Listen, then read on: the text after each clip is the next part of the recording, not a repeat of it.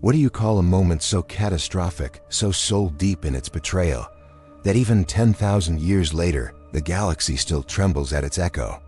Some say it was destiny. Others say it was madness.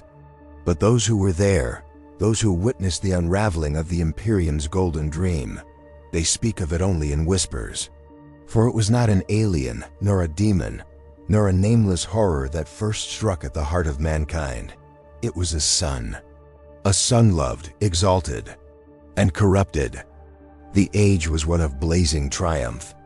A great crusade had swept across the stars like a tide of living fire, reclaiming worlds lost to time and silence. Legions of transhuman warriors marched beneath banners of gold, and at their head, the Emperor of mankind, a being of impossible brilliance, wove the dream of a unified, eternal humanity.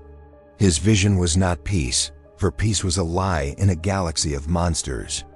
It was order, purpose, survival, and no champion embodied this dream more completely than Horus Lupercal. Horus, the favored son. Horus, the War Master, chosen above all others to command the Emperor's armies in his stead.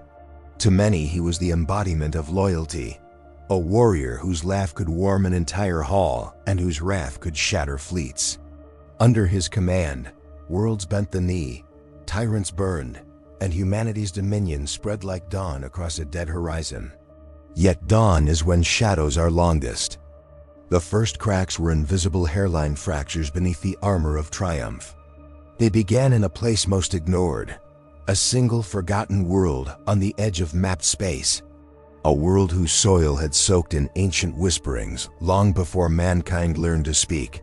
To Horus, it was another campaign, another step in the Emperor's grand design.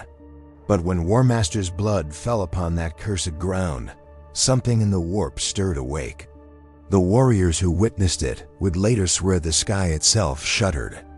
Horus fell, not in battle, but inward into a realm where time suffocated itself, where every hope twisted into a new way to suffer, where gods without names waited with outstretched claws.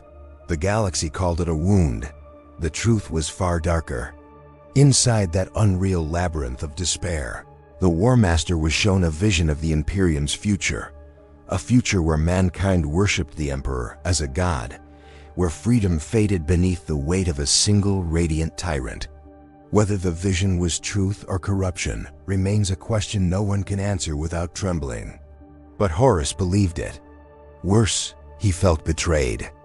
For the first time since the birth of his legion, the War Master's heart knew doubt.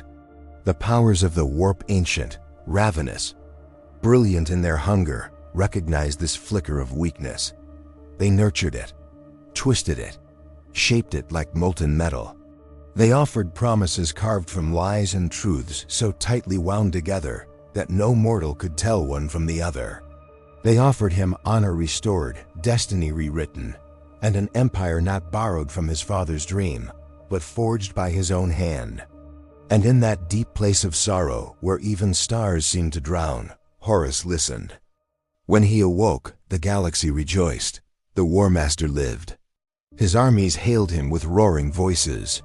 But those closest to him saw at first the quiet change in his gaze, the way his words cut deeper, colder, the sorrow that flickered behind every gesture, like a candle struggling in a dying room. None could name the darkness that coiled around his soul, only that something beloved had begun to decay. The first betrayal came quietly. The Luna Wolves, soon to be renamed in his image, were no strangers to war, but as they marched across the Istvan system, their purpose shifted. They no longer fought for unity. They fought for Horus, and when loyalists questioned him, they vanished into the night as if swallowed by some unseen maw. Still, the Imperium trusted the War Master. How could they not? He was the brightest star among the Primarchs, the Emperor's chosen heir.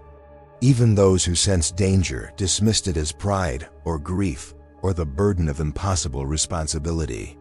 None dared imagine the truth, that Horus had already begun crafting a new empire, one founded on ashes, silence, and the bones of brothers. He moved with the precision of a blade sinking between ribs. First, he isolated legions whose loyalty to the Emperor was unshakable. Then he whispered to others, feeding old grievances like smoldering fire. Some joined him out of ambition, others out of fear, a few, horrifically, out of love. For who could believe the War Master wrong? Who could deny the son who stood closest to the Emperor's light? There were warnings, strange astropathic screams, fleets that vanished before reaching their destination, reports of worlds burned not in conquest, but in spite. And yet, even as doubt spread, the Emperor remained upon Terra, locked within the impossible machinery of his secret project. A project he deemed worth more than transparency, more than trust. To Horus, that sealed the betrayal. The seeds of rebellion grew roots so deep that by the time the Imperium realized the truth, it was already bleeding from the inside. But denial is a powerful shield, and the galaxy refused to see the horror forming before it. Even as chaos surged unseen, even as entire cohorts were quietly purged or subverted, the War Master's brilliance blinded those who should have watched. Then came the massacre. Isstvan III, a world once unremarkable, suddenly carved into legend by its own grave. It was there Horus made his first true declaration. There he ordered loyal soldiers, his own sons, to muster for war, and sealed them on the planet's surface. What followed was not battle, it was extermination. Virus bombs fell like poisoned rain, turning cities into oceans of rot. Firestorms swept across the world, devouring millions in seconds.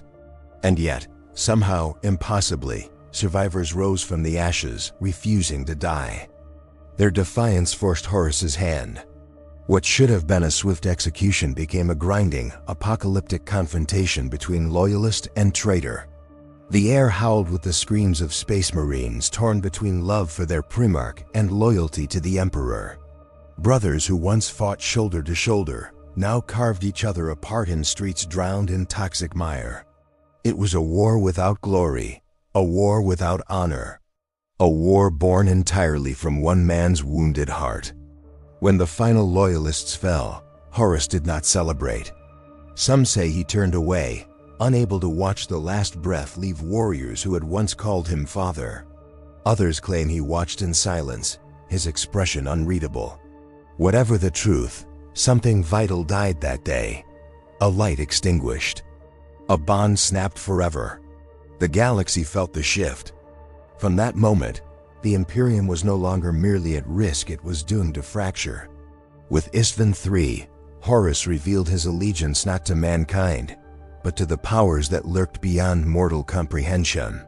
In exchange for their gifts, he offered the one thing they craved more than worship, more than sacrifice. He offered the Emperor. But treachery is a shadow with many forms, and not all who knelt before Horus did so willingly. Some were bound by oaths, others tricked by false promises. A few saw truth too late to escape it.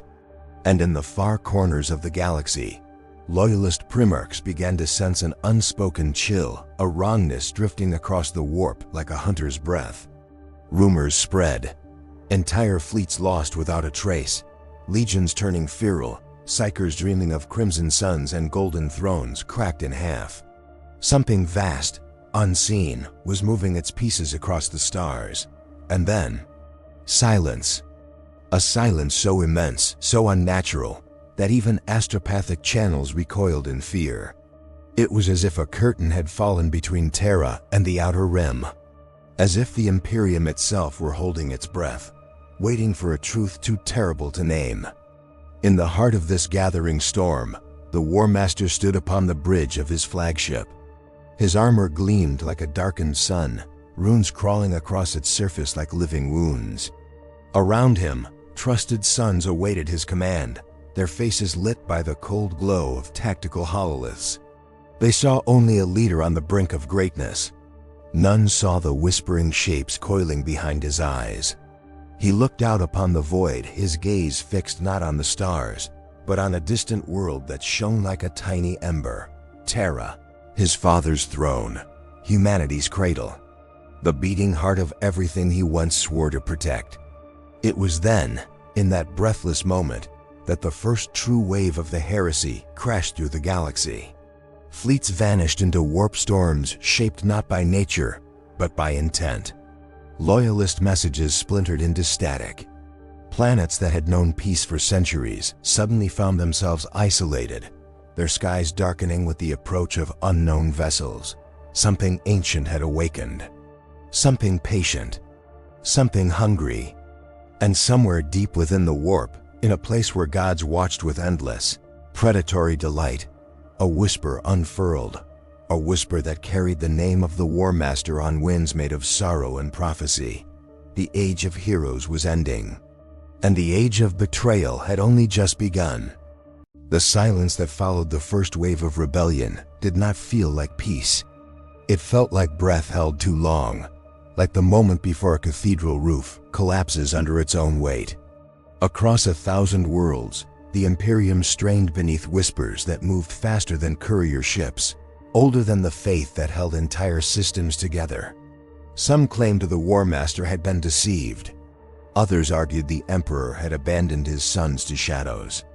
Most said nothing at all, for silence had become its own prayer. On a shrine world far from Terra, a line of Imperial guardsmen knelt in the dust before statues of saints who had never lived long enough to see betrayal. Incense drifted like morning veils through the air, clinging to their armor, mixing with sweat, fear, and the faint metallic tang of unresolved violence. A young soldier named Rael whispered a question he had never dared speak aloud. If the War Master has turned, what becomes of the soul of mankind?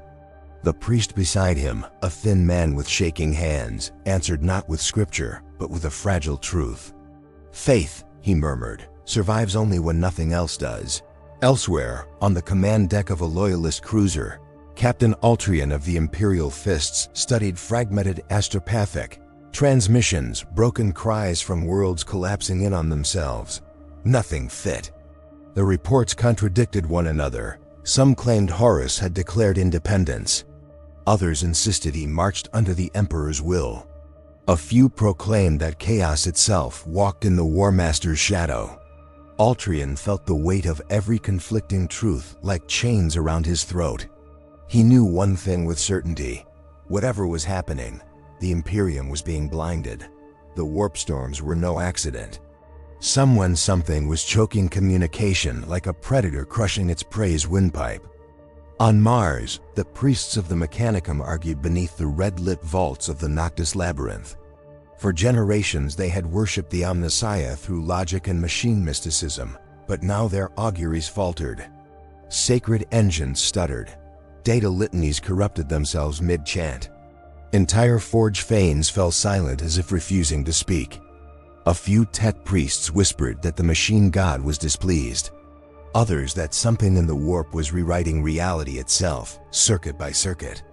When a lone emissary arrived from Horus claiming he possessed the true will of the Omnissiah, the schism began quietly, in glances, in muttered doubts, in the way once devout adepts hesitated before bowing to Terra. Political fractures became spiritual fissures.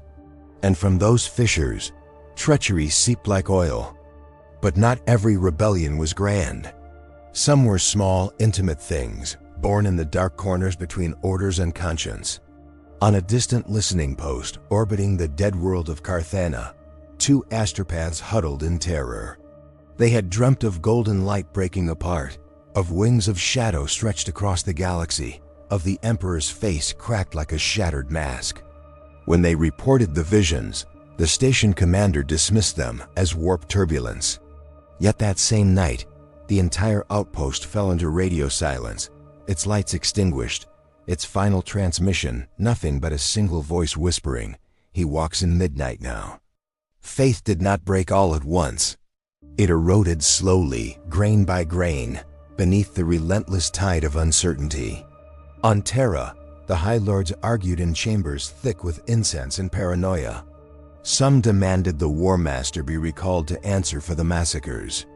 Others insisted the Emperor himself would soon explain all once his secret project was completed.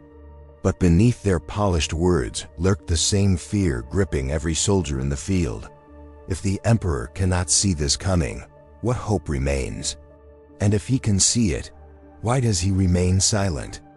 In the lower hive levels of Conus Alpha, a preacher stood atop a broken aqueduct, screaming prophecies while a crowd of desperate citizens listened with hollow eyes. "The galaxy bleeds," he cried. "The War Master is the vessel of doom. Repent before the stars turn black." But then he paused, trembling violently, as though seized by a vision. When he spoke again, his voice was quiet, almost sorrowful. Or perhaps he is the only one who sees the truth. Perhaps the Emperor has lied to us all. The mob tore him apart moments later, not out of rage, but terror that his words might be right. Even within the legions themselves, doubt spread like rust beneath armor plating. Sons who once would have died in absolute unity now measured their brothers' gazes with suspicion. In the Ultramarines' forward strike force, a veteran named Syrian watched the warp flare with sickly light and whispered to his sergeant, "If Horus truly stands against the Emperor, then one of them must be wrong." His sergeant looked at him with exhausted eyes. "In this Imperium," he answered, "truth is not what is right. Truth is what survives." Across the void, Horus gathered his strength. His fleets were phantoms in the storm, guided by lies and oaths broken beneath darkened suns. But the War Master himself had become something more than a commander. He had become a question wound that refused to close. His closest sons saw the shift in him, though none dared voice it. Ezekiel Abaddon, fierce and unyielding, sensed the sorrow winding through his gene-father like a strangling vine. But what could he do? Horus still smiled, still inspired, still led with brilliance. Yet behind his eyes flickered something ancient, coiled, hungry. A presence that followed him like a second shadow.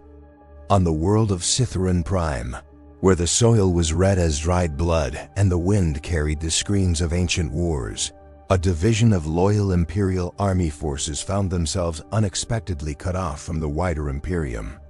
Their Vox signals dissolved into static just as a fleet appeared in their sky vessels marked with the War Master's sigil.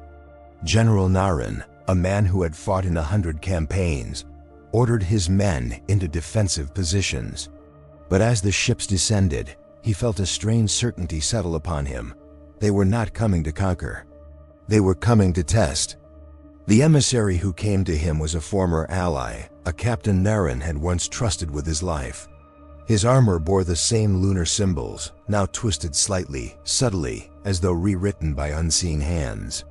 "General," the captain said, "you've been abandoned. Terra has sealed itself behind storms. Horus offers you safety, reason, freedom from a tyrant who sees you only as tools." His voice was steady, but his eyes burned with zeal, as though lit by something not entirely human. Narration listened. He felt the truth in the captain's words. Terra had grown distant, its commands cold, its purposes hidden.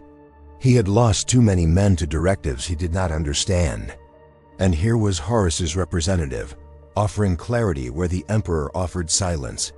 But Narration also remembered Istvan. He remembered the cleansing fire. He remembered betrayal and how easily conviction could be forged into a weapon. "I serve mankind," he said, "not the War Master, not even the Emperor. And mankind bleeds because of you." The captain's smile was filled with pity. "You still believe the Emperor cares for your loyalty? Then watch how he rewards it." What happened next would become a warning whispered for generations. The War Master's fleet opened fire, not at the general's forces, but at the planet itself. Orbital barrages rained down like falling gods, tearing mountains apart, shattering oceans, vaporizing entire continents in waves of molten fury. Narration watched in horror as his world, his home, was reduced to a single blazing wound. The traitor forces withdrew without landing a single soldier. The message was clear. If a world would not kneel, it would burn. Across the Imperium, similar events unfolded, subtle or catastrophic. A governor ordered to reinforce Terra quietly surrendered his system to Horus. A choir of astropaths on Lysara tore out their own eyes after glimpsing a vision of the Emperor weeping blood. A Space Marine chaplain swore he heard the statue of a saint whisper, that loyalty has two faces. The galaxy was becoming a hall of mirrors, every truth reflected, twisted, reframed. And deep within this labyrinth of manipulation, a discovery was made that shattered the illusion of safety forever. On the fortress moon of Helion's Gate, a loyalist reconnaissance team infiltrated a traitor outpost abandoned in strange haste. The corridors were scorched with warp burns, walls etched with symbols that writhed when stared at too long. In the central chamber, they found something impossible. A Vox log recorded by a high-ranking officer of the Sons of Horus meant for transmission, never sent. In it, the officer spoke with a voice cracked by fear. Horus does not lead us. Horus is guided. He sees things that look back. He speaks to shadows that wear the faces of gods. This is no rebellion. This is a coronation of something older than all of us. One member of the reconnaissance team, trembling, whispered the thought none dared name. If Horus is not the one in command, then what has truly begun? As they fled the moon, alarms blared. The outpost's reactors surged toward overload. Someone had triggered a silent failsafe, a final attempt to bury the truth. From orbit, Helion's Gate blossomed into a star of white fire. But the message had already escaped. And as it raced through the warp toward Terra, fragile, fragmented, but alive, every force in the galaxy, loyalist and traitor alike, felt the shift. A secret had slipped free. A truth once buried was now moving toward revelation. Something sacred had been defiled, and nothing would ever be the same. The message from Helion's Gate slipped through the warp like a wounded creature, flickering in and out of existence as storms clawed at it with hungry fingers. What reached Terra was tattered, half erased, soaked in distortion, but it was enough. Enough to plant fear in hearts that had never before known it. Enough to make even the most loyal servants pause as they whispered the same unbearable thought. If Horus is not the one leading this rebellion, then what is? And in that hesitation, the galaxy trembled. Far across the void, the remnants of Sithran Prime smoldered in silence. Nothing living walked its surface. The oceans boiled away, the cities burned into blackened ribs of metal jutting from molten plains. Yet in the ruins, faith still clung like ash. General Narration, dying from radiation poisoning, carved the aquila into the charred ground with the last strength in his trembling hand. "If the Emperor hears us," he rasped, "let him answer." But no answer came, only the hiss of burning stone. Only the whisper of distant ships leaving a grave behind them. In the bowels of the Imperial Fist's cruiser, Captain Altrian watched his astropaths tremble as psychic echoes washed against them, echoes of dying worlds, of prayers swallowed by the warp. One astropath collapsed, blood streaming from her eyes as she gasped. The shadows have names. They wear crowns of dead stars. They whisper to him. Altrian steadied her, though his voice broke. To whom? Her answer sent a chill through every soul on the deck. To the son who walks the path of gods. Elsewhere, on the shrine world of Veloria, a novice priest sat alone in a ruined chapel, the stained glass windows shattered by tremors from distant orbital bombardments. Rael, the young guardsman who once prayed beneath a saint's silent gaze, returned seeking comfort, but the priest was changed. His robes were torn, his faith hollowed by visions he refused to speak aloud. "The Emperor's light still burns," Rael insisted, his voice thin. The priest stared at the shattered altar. Perhaps. But what if his light blinds as much as it guides? What if Horus rebelled because he saw what we could not? Rael recoiled as if struck, unable to reconcile the man who had taught him faith with the man drowning in doubt. Yet the question lingered like smoke in his lungs. The Mechanicum's civil war erupted in a blaze of sparks and sacred fire. Forge fanes turned their weapons inward. Colossi of steel clashed across the Martian plains, their footsteps sending tremors through red dust older than human history. Tech priests condemned each other as heretics, while Vox chant liturgies devolved into corrupted machine screams. In the deepest vaults, where forbidden knowledge slept beneath iron tombs, a sect opened an ancient data seal. What it contained was not a weapon, nor a prophecy, but a recording, an image of the Emperor himself, centuries old, speaking to a council of adepts. His message was clear.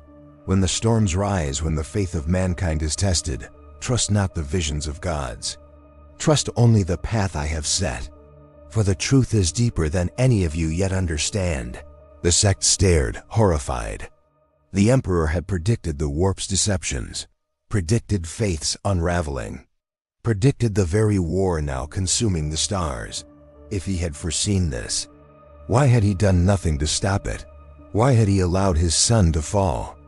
Their shock turned quickly into division, each interpreting his warning differently, each proclaiming themselves guardians of the true Imperial will.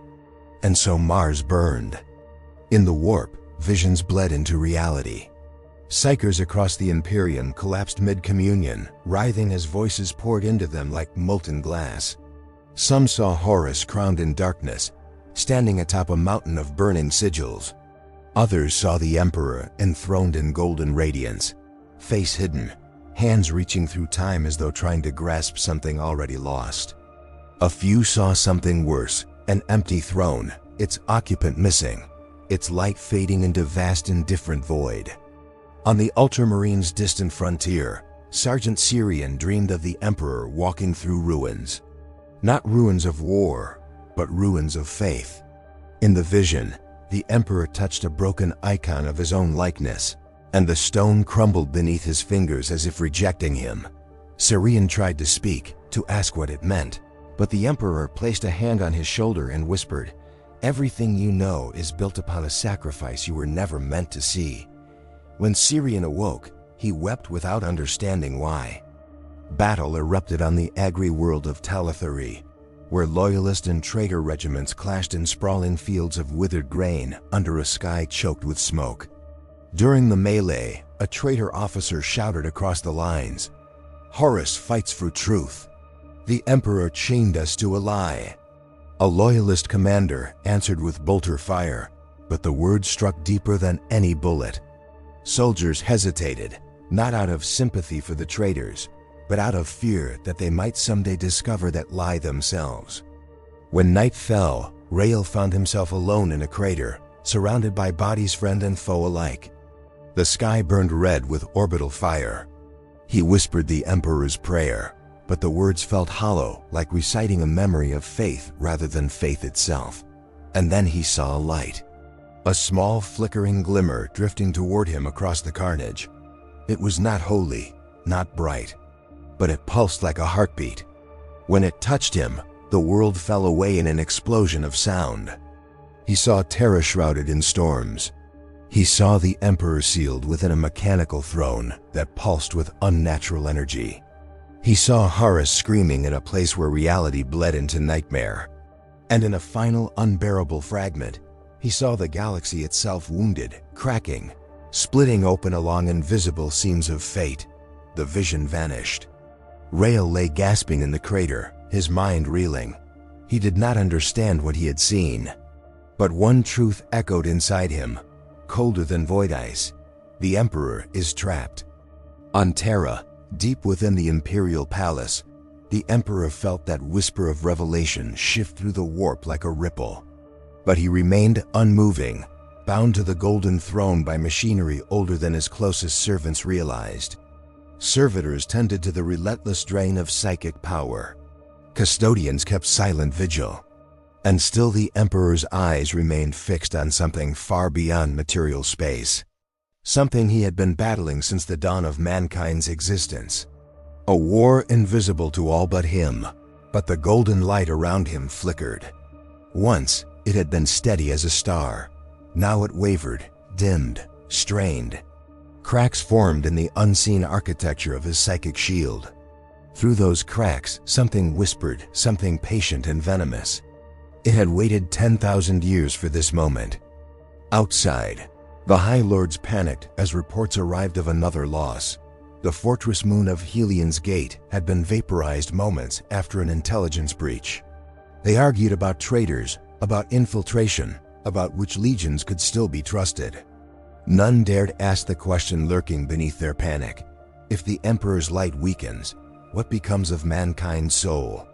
And while they argued, the truth discovered on Helion's gate, Horus speaking to shadows wearing divine faces, spread quietly among loyal commanders. Some dismissed it, some feared it. Some wondered whether the Emperor might also be bound by forces too immense to comprehend. Captain Altrian felt the truth gnaw at him.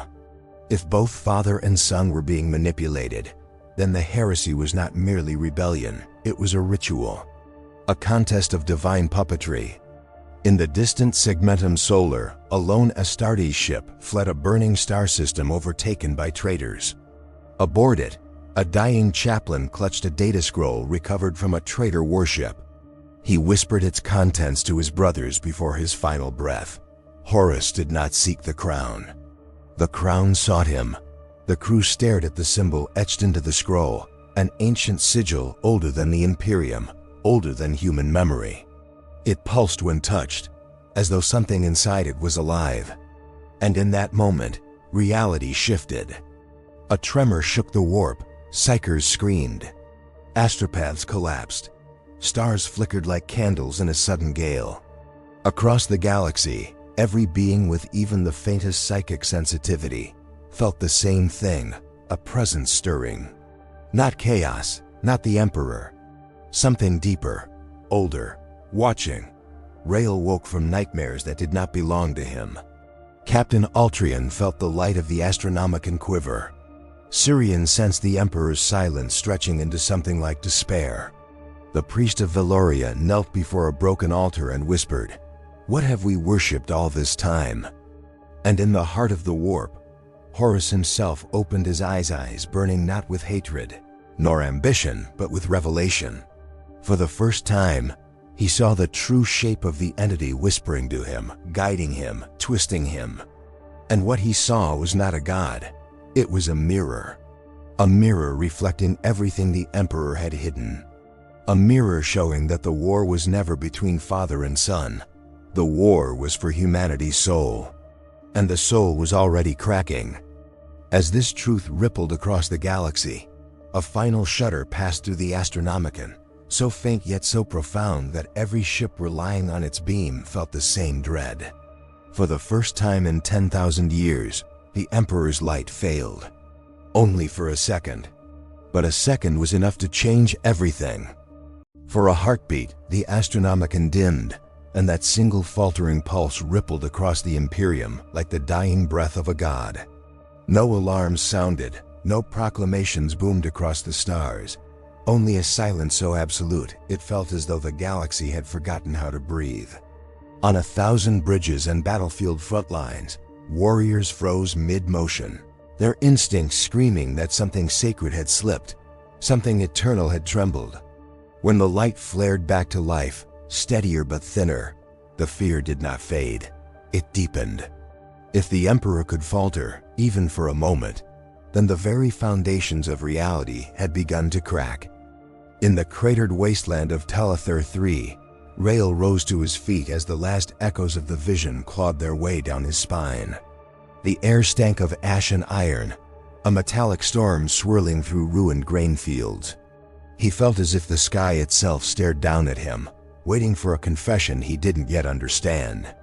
Around him the dead lay where they fell, their armor steaming, their weapons cooling.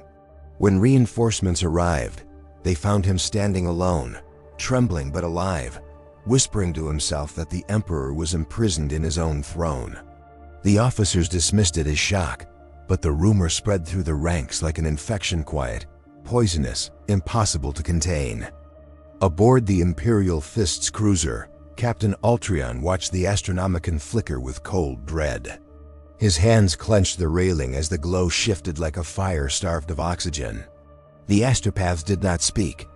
They sat in silent terror, their eyes milky with visions they dared not voice. "Hold fast," Altrian ordered, though his voice cracked. "The Emperor endures," but as he said it, he tasted the lie beneath the words. Duty commanded him to believe, reality demanded he doubt. For the first time in his long service, the two could no longer coexist. On Mars, The machine cult's war reached a fever pitch. Titans strode through black clouds of ash, their reactors wailing hymns of machine pain. Tech priests screamed binary curses as rival factions detonated holy engines that had stood for centuries. Amid the chaos, the data scroll revealing the Emperor's ancient warning passed from hand to trembling hand. Some saw it as proof of his divinity. He had foreseen this war and prepared for it. Others claimed it showed his failure. He had known disaster was coming and allowed it anyway. Every interpretation birthed another war within the war. Faith there twisted into circuitry and flames. Across the outer rim, the Ultramarines received fragmented reports of the Astronomicons' flicker, but it wasn't the dimming that terrified them. It was the way the warp responded. The psychic sea roared, not with fury, but with anticipation. Sergeant Syrian meditated in a dim chapel, the candles flickering with each tremor in the void. He remembered the Emperor's touch in his dream, remembered the words about a sacrifice never meant to be known, and he whispered into the cold air, "What have you given for us, Father? And what have you lost?" His voice echoed through empty stone, unanswered. The traitor legions felt the shift as well. Aboard the vengeful spirit, Horus stood alone in the stratagem, though the shadows around him moved like silent advisors. He did not speak to them. His eyes stared into a void only he could see, into the mirror that revealed the thing behind his rebellion. A thing that wore divinity like a mask and lured him with visions of a throne made of broken oaths. For the first time since his ascension, doubt flickered in him. Not doubt in his rebellion, but doubt in the horror guiding it. That moment of hesitation was brief, almost imperceptible, but it existed. And the warp shuddered. Abaddon entered quietly, reading the tension in his Gene Father's posture. "War Master," he said, though the title felt heavier than before. "Our forces gather. The next phase begins." Horus turned slowly. For a heartbeat, Abaddon thought he saw the old War Master, the one who had led them through victory after victory, whose laughter once carried more strength than any blade. But then that flicker of humanity died, drowned by the cold certainty of a man tied to a destiny he no longer fully commanded. "Then let the galaxy witness what comes next," Horus murmured. "Let them see what the Emperor feared to face." Word of the Astronomicons' faltering reached Terra within hours. The High Lords panicked behind sealed doors, voices rising like frightened children. Some demanded evacuation to deep vaults. Others argued that the Emperor must be consulted, though none dared approach the Golden Throne. The custodians stood silent, their golden armor dripping with the weight of unspoken truth. They knew what the High Lords did not. The Emperor's burden had grown heavier. His war against the warp, against the thing that now whispered to his son, had intensified. Every second he fought was another second the Imperium survived, and every moment of weakness was another crack spreading across the galaxy's fate. In the catacombs beneath the throne, where only the Emperor's most loyal servants walked, the air vibrated with psychic strain. Tech adepts scrambled to stabilize conduits that glowed too brightly. The Golden Throne's machinery roared like an ancient beast struggling to breathe. And the Emperor's eyes, those terrible, brilliant eyes, remained fixed on something in the immaterium, something only he could see. His light flickered again, faintly, like a candle guttering in a cold wind. A custodian whispered a prayer beneath his breath, though custodians were not taught to pray. It sounded like grief. On Veloria, the priest who once guided Rael walked into the ruins of his chapel as distant explosions shook the sky. He knelt before the broken altar, fingers tracing cracks that felt like the fractures forming in his own faith. "If you are trapped," he whispered, "then who do we pray to?" The shard of stained glass at his feet reflected his face as if it were someone else's, someone older, beaten, emptied. And when he closed his eyes, he felt something cold brush the edge of his mind. Something that promised answers, if only he would listen. He recoiled, gasping. Even faith could be hunted. On the bridge of Altrian's ship, the warning from Helion's gate was replayed again, the broken voice of the traitor officer admitting that Horus was guided by shadows wearing the faces of gods. Each time the audio crackled, Altrian felt a deeper wound open inside him. Everything he once believed was becoming uncertain. If Horus was manipulated, then he was not entirely lost. But if the Emperor himself was also bound by forces unseen, then loyalty was no longer simple obedience. It was a gamble with the soul of humanity. Yet duty demanded he fight. Duty demanded he move toward Terra, toward the inevitable storm. The warp churned. Fleets gathered. The first tremors of the final confrontation spread like cracks across a sheet of ice. Horus moved his pieces into place. The Loyalists scrambled to reinforce the Sol system. Every soldier, every priest, every psyker felt the same crushing pressure, building like the galaxy drawing in a long, shuddering breath. And in that rising tension, as if time itself strained under the weight of what was coming, another tremor passed through the Astronomicon. Not a falter, not a flicker, a scream. Not heard by ears, but by souls, a psychic wail so immense it echoed through every warp channel, through every astropathic choir, through the bones of every psyker alive. Ships reeled off course. Warriors collapsed to their knees. Even Horus staggered, gripping the edge of the hollowed table as his eyes ignited with sudden agonized clarity. Rael fell into the mud of Talithar, clutching his skull as a single image tore through his mind. The Emperor's golden light drowning beneath a rising tide of shadow. Sirian saw the same vision and understood its meaning. The shield of mankind was no longer merely weakening. It was failing. Captain Altrian whispered, "It has begun," and for the first time he felt truly afraid. On Terra, the golden throne surged with blinding radiance, sparks flying as if the machine itself were screaming in defiance. The Emperor's body convulsed, his hands tightening on the armrests, his eyes burning with both fury and despair. Something had broken, something irreversible, something that marked the point beyond which there could be no return. And in the sudden terrible silence that followed, the galaxy understood. The final storm was no longer approaching. It had already begun to fall. The scream of the Astronomicon did not fade so much as stretch into a trembling silence, thin and brittle, a veil ready to tear. Across the void, every soul felt the shift, a subtle but undeniable recoil of the universe itself. Rael rose from the mud trembling, the vision's afterglow burning behind his eyelids like molten gold. The sky over Talithar boiled with warp lightning, each flash revealing the dead around him as if they begged for final answers he could not give. He whispered a broken prayer, not for victory, only for meaning, but even the air refused to carry it, swallowing the words before they left his lips.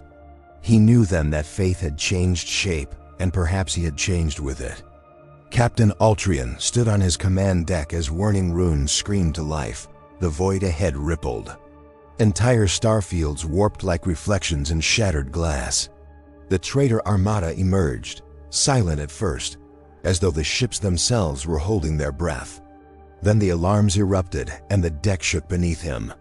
He barked orders through clenched teeth, but beneath the iron of duty lay something raw, something painfully human. The knowledge that this was the moment he had been shaped for, and he feared he would not be enough. The first volleys exchanged were blinding. Shields cracked, hulls ruptured. Fire blossomed in the void like dying suns. On the vengeful spirit, Horus felt the Emperor's psychic scream carve across his mind with razor precision. For a heartbeat he froze, his breath shallow. In that pain, a memory flickered. The Emperor kneeling beside him on a forgotten world, hands on his shoulders, voice warm with pride. The vision stabbed like a betrayal, or a warning, or perhaps a plea. He could not tell anymore. The shadows around him hissed, reminding him of the path he'd chosen, the path he was bound to. But the memory persisted, forcing a fracture of doubt into the armor of certainty he had worn for so long. His heartbeat thundered. The next decision would define everything. Sirian, deep within the sanctum of Macrag's star fortress, Nelta's psychic backlash rattled the stone around him. Candles streamed wax like tears. He inhaled sharply as the Emperor's anguish echoed through his skull. It felt like the grief of a father mourning a child, or perhaps the reverse humanity mourning its dying protector. "Guide me," he whispered, voice trembling. But the only answer was a slow, crushing pressure, as though the warp itself leaned close, waiting to see which way his faith would break. He rose, determined, because some moments allowed no hesitation. The hour demanded action, whatever the cost. Above Terra, the sky burned with streaks of fire as the traitor vanguard tore into the Sol system. Platforms detonated in blossoms of shattered steel. Thunderhawks screamed through clouds of drifting debris.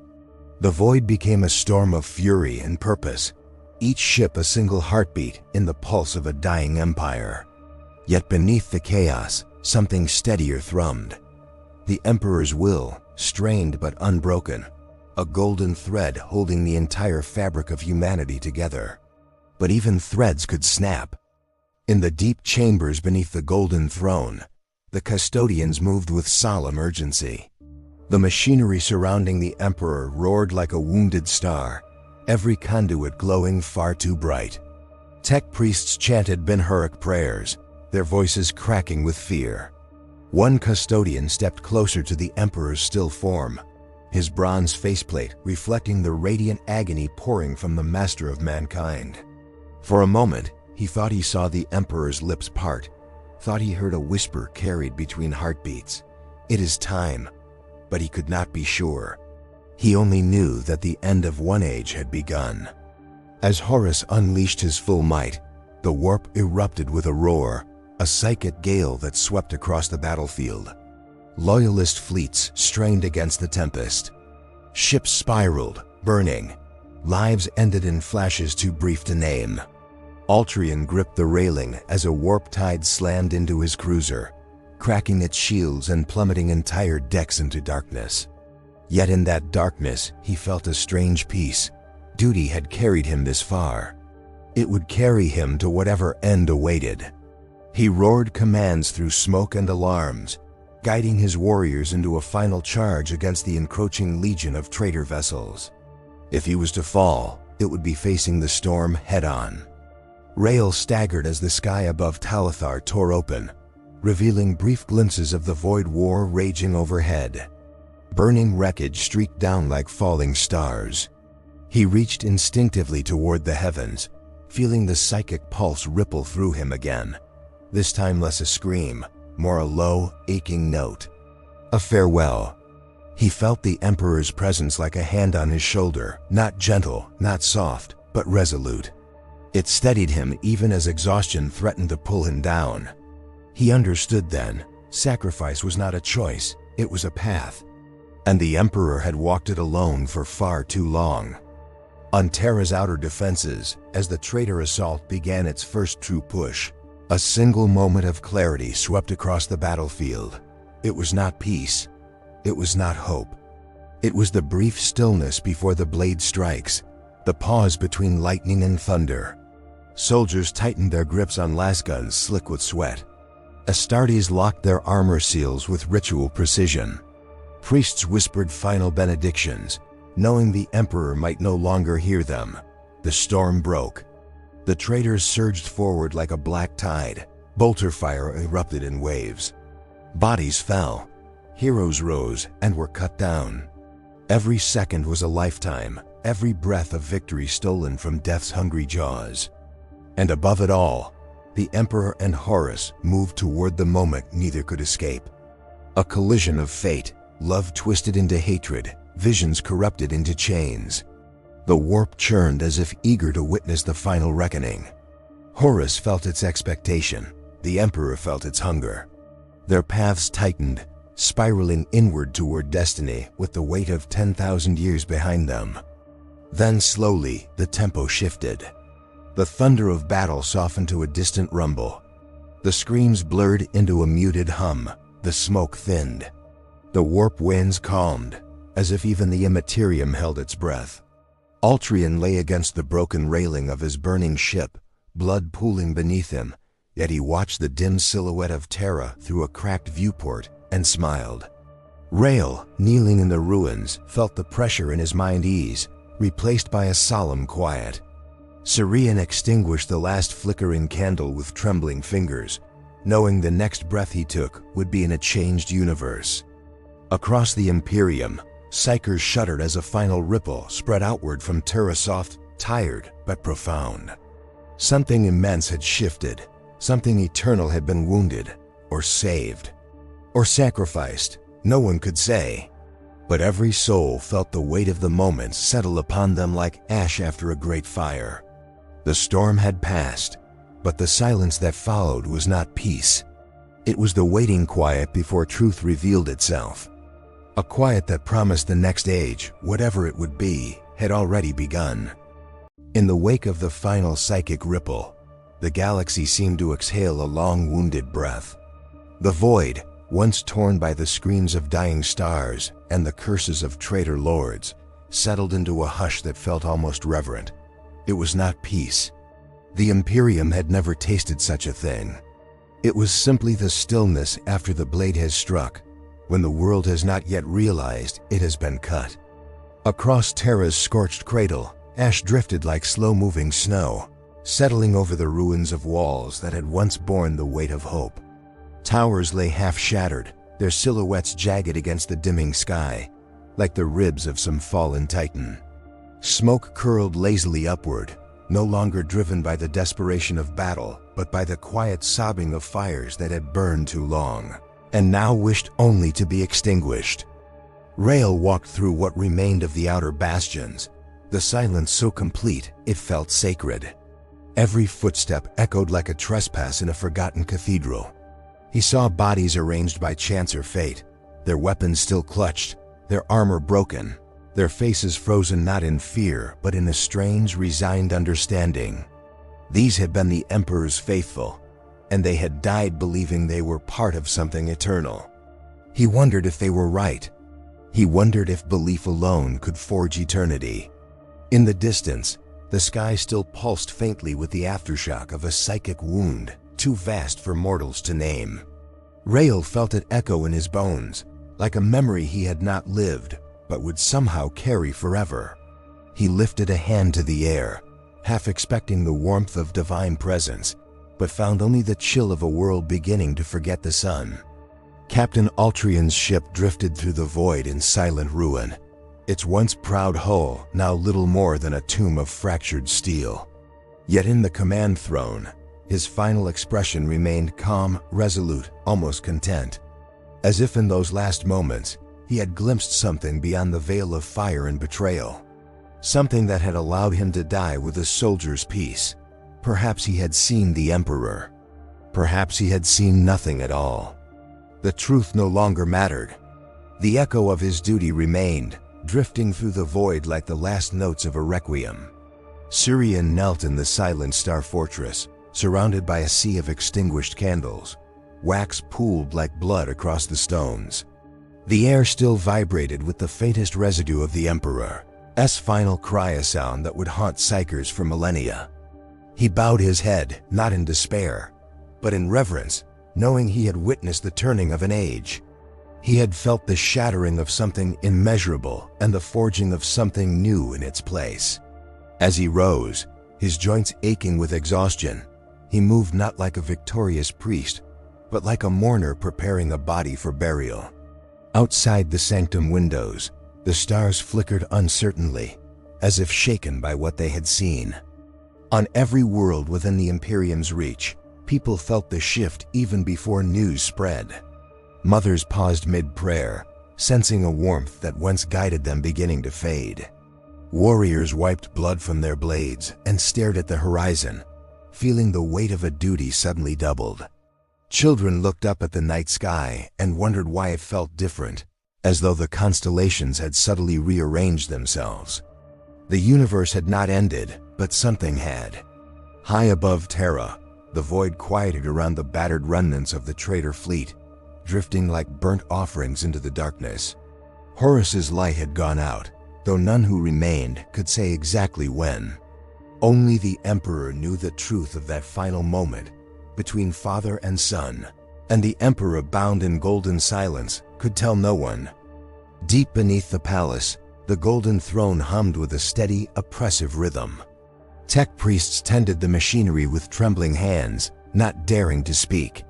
Custodians stood unmoving, statues carved from grief and gold. Upon the throne, the emperor's body sat rigid, radiant wounds still pulsing with the memory of battle. His eyes did not open. His lips did not part. But around him, the very air felt heavy with something vast and indescribable sorrow, sacrifice, or perhaps the remnants of an immortal will refusing to break. Rael reached the inner gates at dusk and stared up at the colossal walls, their surfaces etched with centuries of devotion and now scars of brutal siege. The gates were open, not wide, but enough to invite him into the heart of a broken empire. As he stepped inside, he felt the shift again, the weight of history settling into place like a great tome closing its final page. But even as the chapter ended, he sensed another beginning, fragile and uncertain. Within the palace halls, whispers moved like ghosts. Apothecaries tended to the wounded with hands that shook more from disbelief than fatigue. Librarians murmured fragments of psychic impressions they scarcely understood. Astartes from shattered legions stood together for the first time without certainty of their identity or purpose. Everything felt wrong, incomplete, suspended between triumph and tragedy. In a quiet chamber overlooking the shattered city, Rael finally stopped. The wind carried the faint smell of smoke, incense, and something metallic, perhaps blood, perhaps memory. He knelt, not because he sought answers, but because the weight of the moment demanded humility. He thought of the emperor, not as a god, not as a myth, but as a being who had borne the impossible burden of safeguarding humanity. A being now trapped between life and death, sacrifice and eternity. Rael closed his eyes, and a single question trembled within him, fragile as a dying ember. If even the mightiest must break to save us, what hope remains for the rest of mankind? The wind answered with silence. Yet within that silence lay another question, deeper still, echoing through the vast cathedral of the galaxy's wounded soul. Is survival worth the cost of forgetting what we once were? The stars offered no reply. They simply burned on, ancient and indifferent, watching as humanity struggled to rise from the ashes of its own making. And somewhere in the heart of Terra, seated upon a throne built to cage both salvation and damnation, the Emperor's silent vigil began, a vigil that would last longer than empires, longer than memory, longer than hope itself. Thus ends the chronicle, not with victory, not with defeat, but with a question carved into the bones of history. What becomes of a species that must sacrifice its soul to endure? If you found this journey through the ashes of the Imperium powerful, like, subscribe, share, and leave your thoughts in the comments.